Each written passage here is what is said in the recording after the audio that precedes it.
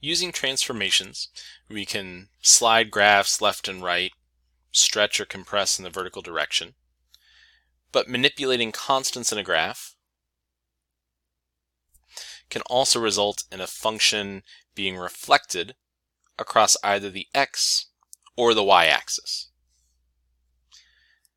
In this case, to demonstrate that, what we want to consider is y equals p times f of x, where p can equal either positive or negative 1,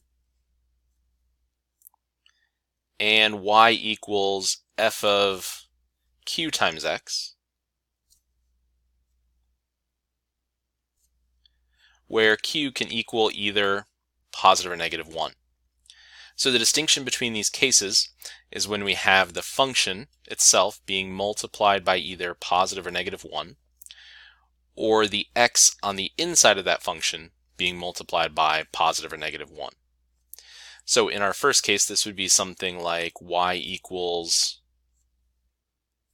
negative x squared, which would be a little bit different than y equals negative x squared.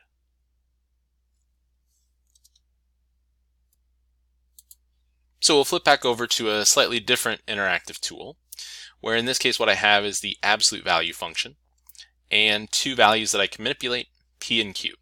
So keep in mind, p is when that absolute value function is being multiplied by either positive or negative 1, and q is when that x inside the absolute value bars is being multiplied by positive or negative 1.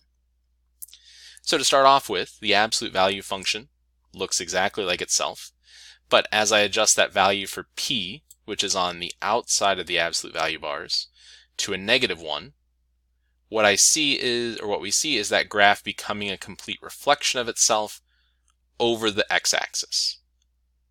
So taking a function and multiplying the entire function by negative 1 causes a reflection across the x-axis.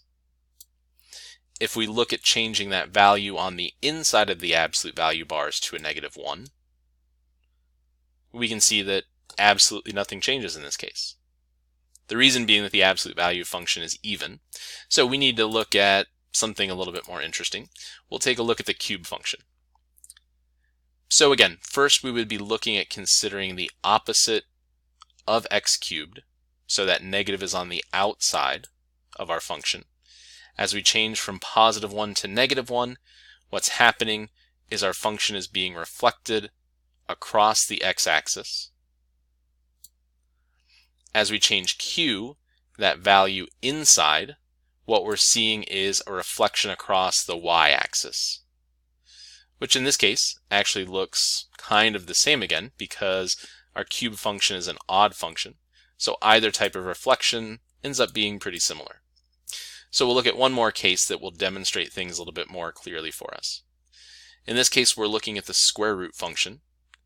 So in the first case, if we're adjusting p, we're changing this from the square root of x to the opposite of the square root of x. And what we see is that reflection across the x-axis. If we adjust q, meaning what we do is change our value or change our functions so that we're taking the square root of negative x, then we see a reflection across y.